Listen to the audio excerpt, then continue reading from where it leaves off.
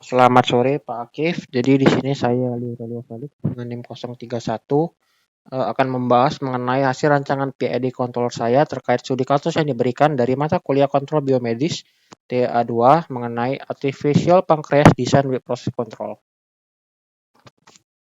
Jadi itu di sini kita diberikan sebuah kasus di mana sistem kontrol otomatis untuk mengendalikan level kadar glukosa dalam darah bagi penderita diabetes mellitus tipe 1 yang mengalami disfungsi pankreas sebagai penyedia insulin.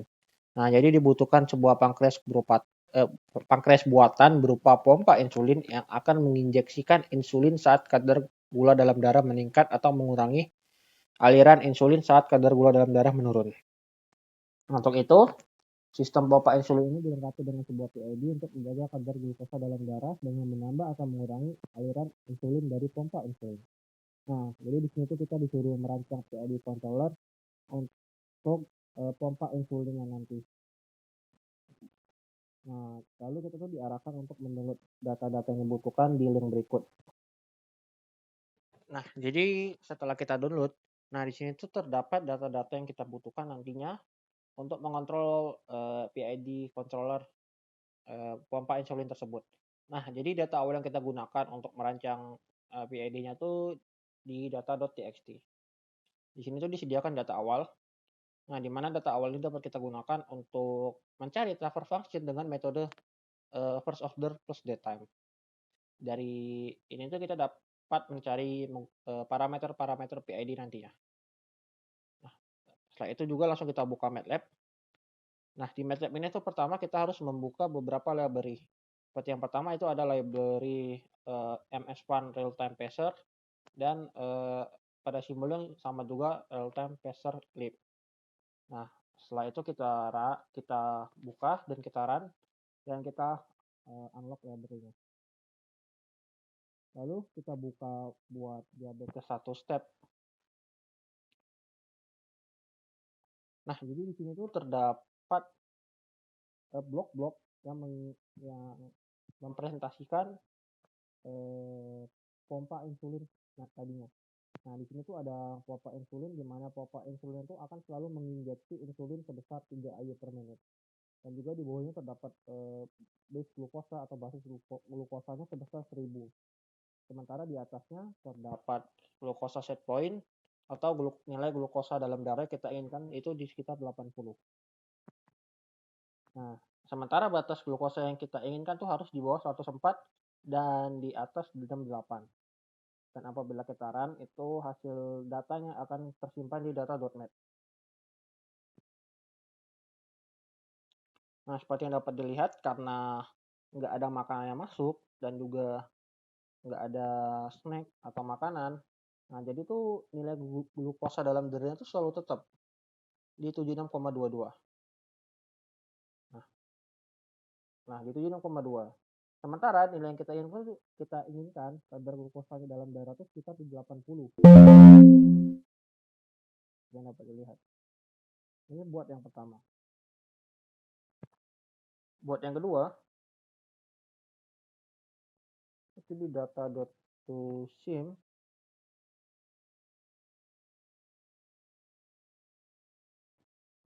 Di sini tuh terdapat penambahan penambahan blok, di mana blok ini tuh mengidentifikasikan makanan yang masuk setiap 7 jam dan snack setelahnya. Nah, jadi apabila kita run, jadi setiap 7 jam nilai kadar glukosa dalam darah itu meningkat karena ada makanan yang masuk. Nah, seperti yang kita tahu, apabila makanan masuk itu akan menaikkan kadar glukosa dalam darah. Nah, dapat dilihat ini nilai glukosanya berubah karena ada makanan juga yang masuk.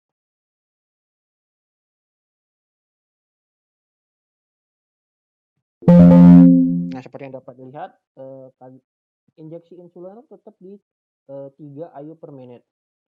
Sementara kadar glukosa setiap 7 jam itu naik karena ada makanan yang masuk. Sementara kadar injeksi insulin itu hanya sebesar 3, jadi bisa dibilang pompa insulinnya itu nggak efektif. Karena juga nggak mampu menurunkan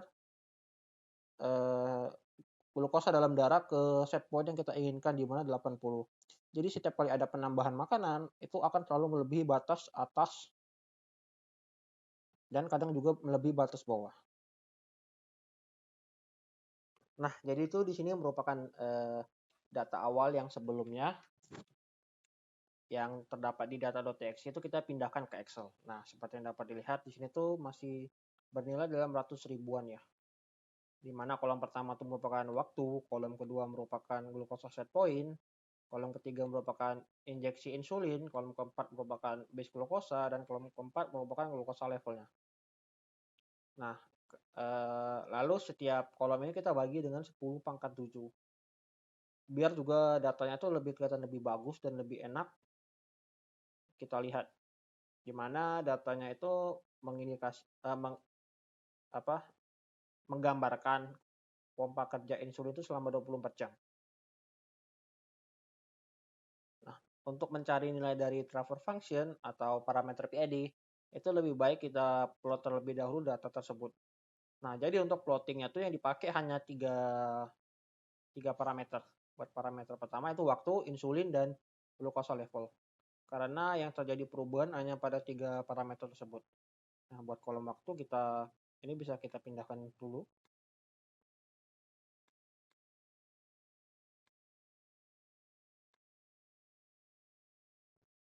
Jadi buat kolom ini kita pindahkan ke sini.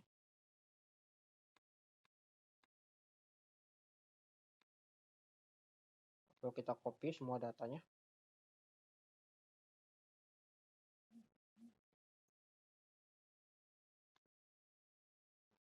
Setelah itu kita buat dengan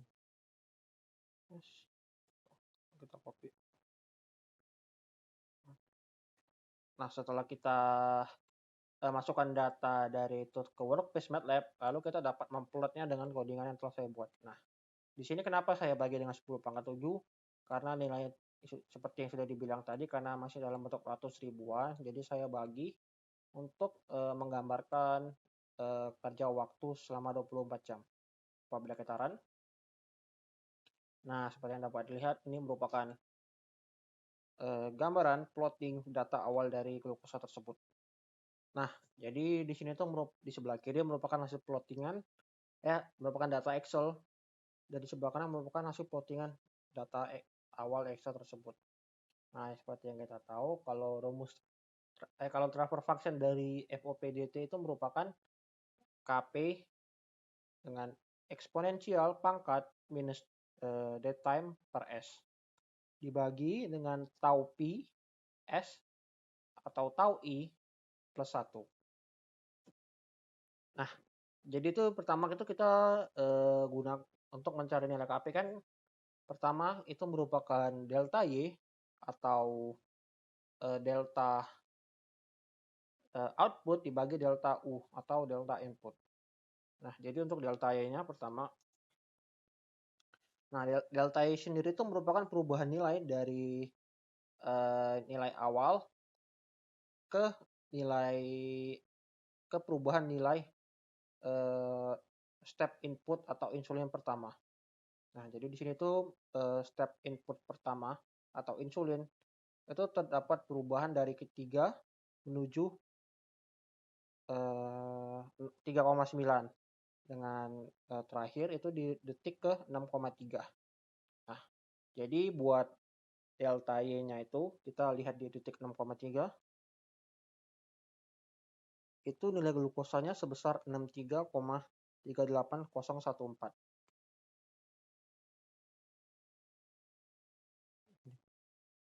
63,08. Nah, sementara nilai awal dari glukosanya itu merupakan 76,21590.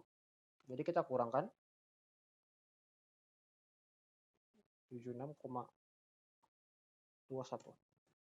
Nah, sementara buat nilai dari delta U merupakan perubahan nilai insulin dari nilai awal ke input ke perubahan nilai pertama. Nah, seperti yang dapat dilihat di sini, itu dari perubahan 3 ke 3,9. Jadi ada perubahan sebesar 0,92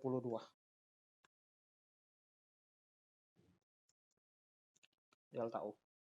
Nah, lalu untuk mencari nilai dead time, pertama untuk mencari nilai KP. KP merupakan delta Y dibagi dengan delta U.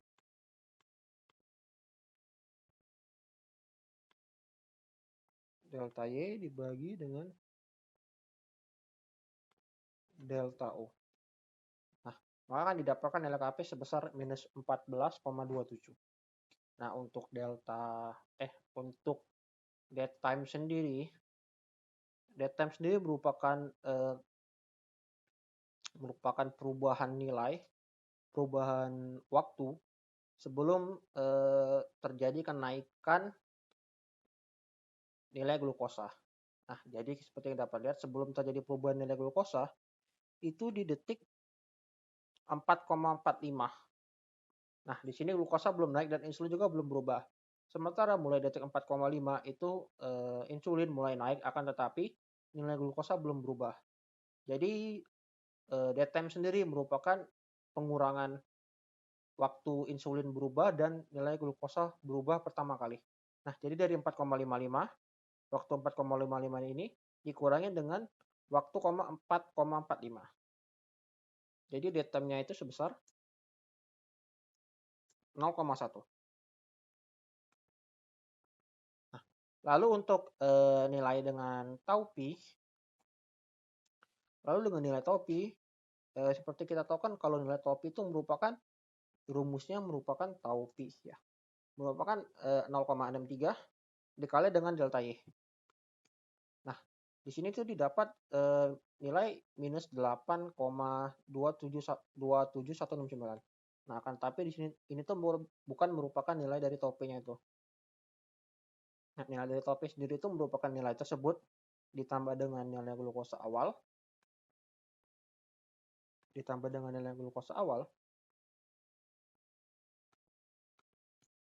Nah, maka akan didapat 67,944 atau kita buatkan jadi 68. 68 ya. Nah, jadi kita tuh mencari waktu saat nilai glukosa itu berada di sekitar angka ini. Nah, seperti yang dapat dilihat, berarti kalau berdasarkan plot itu ada di sekitar 68 ya. 68 berarti di sekitar detik segini 5 sampai 5,45 sekitar segitu. Nah, jadi apabila kita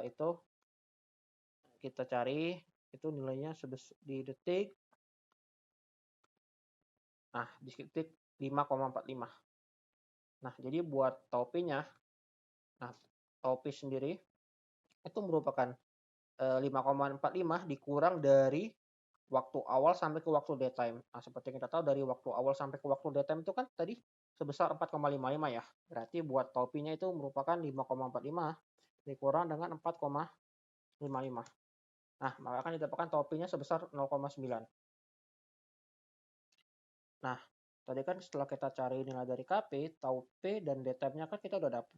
Berarti kan transfer function dari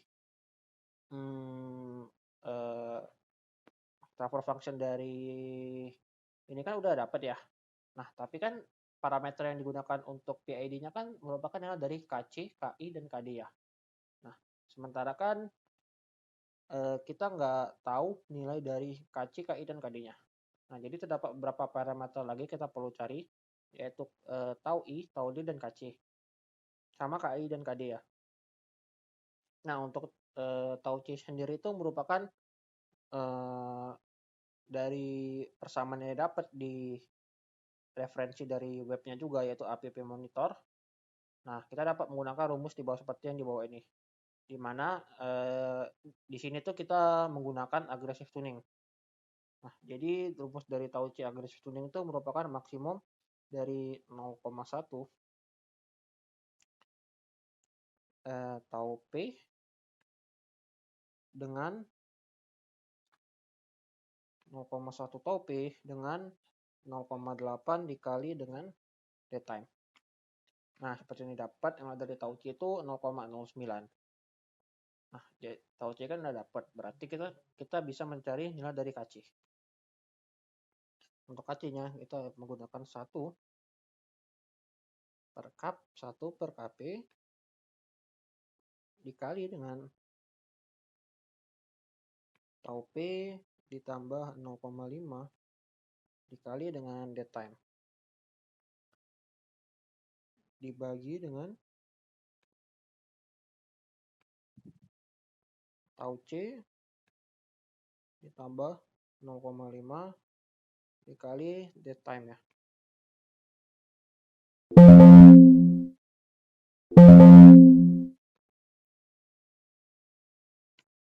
Nah, kita kan dapat nilai KC ini sebesar minus 0,047.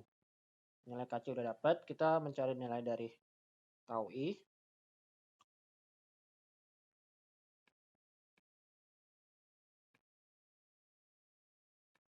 dan tau D.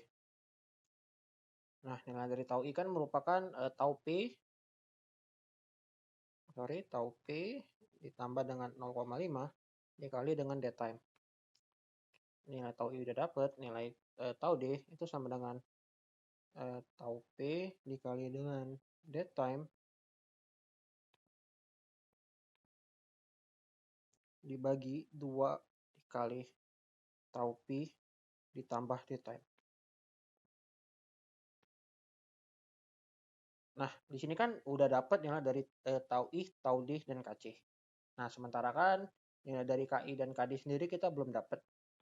Nah, sementara kan kita tahu kalau nilai dari KI itu merupakan nilai dari KC dibagi dengan tau I yang kita dapat sebelumnya. Nah, jadi nilai dari KI itu minus 0,500, sementara buat KD-nya itu sebesar KC dikali dengan tau D yang kita dapat. Nah, jadi kan di sini udah dapat parameter-parameter yang dapat kita gunakan untuk PID nantinya. Tadi kan kita udah ngitung dari parameter KC, KI, dan KD ya. Nah, setelah kita dapat semuanya, itu kita buka Simulink yang dengan nama diabetes underscore 3 PID. Nah, jadi parameter yang kita dapat tadi itu kita bakal masukin nilainya ke dalam PID ini. Di sini tuh bedanya dari sebelumnya. Di sini tuh pompa insulin tuh nilainya nggak tetap. Jadi insulin yang bakal diinjeksi tergantung dari pompa insulin PID-nya ini yang mengontrol pompa insulin tersebut. Tergantung parameter yang kita dapat, itu bakal mempengaruhi nilai dari insulin yang bakal diinjek juga untuk mengurangi atau menambahi insulin yang bakal diinjek nantinya ke tubuh. Nah, ini kan dapat dilihat parameternya segini ya buat KC, KI, dan KD. Apabila kita masukin,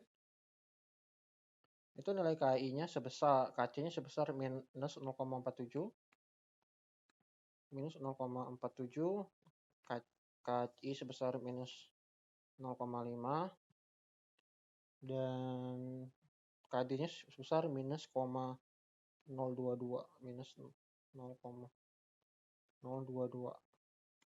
Nah, selain itu kan juga ada beberapa parameter yang harus dipenuhi ya, di mana nilai glukosanya itu nggak boleh lebih dari 104, nilai glukosanya juga nggak boleh di bawah 68, dan juga batas insulin yang bakal diinjek itu ya sebesar maksimal 10 dan 0.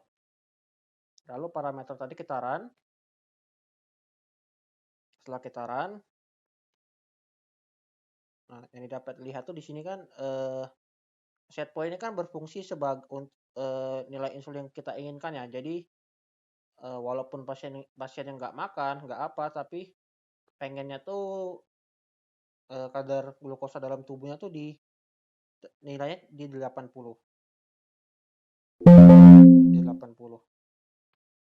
Nah, sementara kan waktu dia makan pertama itu kan naik ya, ada kadar glukosanya naik karena makanan juga masuk. Nah, tapi untuk menguranginya tuh insulin tuh bakal diinjek juga menyesuaikan agar kadar glukosa dalam darahnya juga untuk turun lagi, untuk menyesuaikan kembali ke set point kadar glukosa yang diinginkan, yaitu 80. Jadi waktu kadar glukosanya terlalu tinggi, insulin yang disuntik itu akan semakin banyak. Sementara waktu kadar glukosanya itu rendah, maka insulin yang diinjek itu makin sedikit atau bahkan nggak ada sama sekali, insulin yang diinjek dari pompa insulin. Nah kan jadi dari hasil ini kan dapat dilihat ya bahwa sebenarnya dari parameter yang kita dapat itu dapat mengendalikan pompa insulin yang menginjek insulin pada tubuh ya. Nah dari hasilnya juga dapat dilihat kalau eh, kadar glukosa yang diinginkan juga memenuhi ya sesuai kriteria. Jadi nggak di atas maupun nggak di bawah kadar glukosa. Di sini kan ada kadar, di sini kan ada grafik dari insulin yang dikontrol PID ya. Nah di sebelah kiri kan di grafik pertama paling atas itu ada grafik injeksi insulin.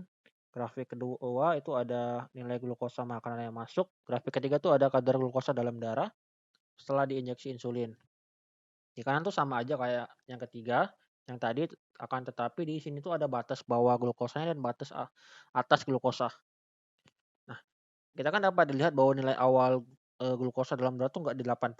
Sementara kan set point yang kita pengen tuh di 80 ya, supaya kadar glukosanya tuh di 80.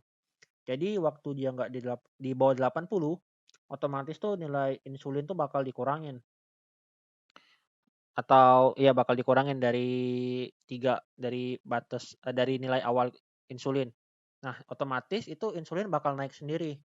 Dan waktu dia udah di 80 miligram per desiliter, nah itu otomatis nilai insulin yang bakal diinjek itu bakal selalu sama supaya nggak ada perubahan nilai glukosa lagi. Nah, itu kan dapat dilihat dari beberapa jam pertama kan nggak ada perubahan ya karena nilai glukosa di 80. Otomatis nilai insulin juga nggak bakal berubah. Waktu setelah 7 jam pertama itu kan ada makanan yang masuk. Setelah makanan masuk itu otomatis kadar glukosa bakal naik. Nah, waktu mereka naik, itu PID bakal menambahin kadar atau dosis injeksi insulin ke tubuh supaya kadar glukosa juga bakal berkurang, nggak melebihi batas atas. Jadi itu kan bakal turun turun turun dan waktu dia hampir melebihi batas bawah, itu kadar insulin bakal terus berkurang atau bahkan sampai ke nol, nggak ada injeksi insulin. Supaya juga glukosanya tuh nggak melebihi batas bawah. Dan otomatis kan kadar glukosa bakal naik lagi. Nah, jadi tuh di sini tuh injeksi insulin yang dikontrol PID itu tergantung dari glukosa yang masuk dan set point tadi. Jadi ketika ada makanan yang masuk, itu dosisnya bakal disesuaikan. Jika ada makanan yang masuk, insulin bakal dinaikin untuk mengurangi kadar glukosa dan waktu di bawah 80 atau set point itu injeksi insulin bakal dikurangin. Nah, dan waktu di 80 itu injeksi insulin bakal selalu sama untuk menjaga nilai dari glukosa tadi. Mungkin sekian yang dapat saya sampaikan. Mohon maaf apabila ada salah kata. Terima kasih.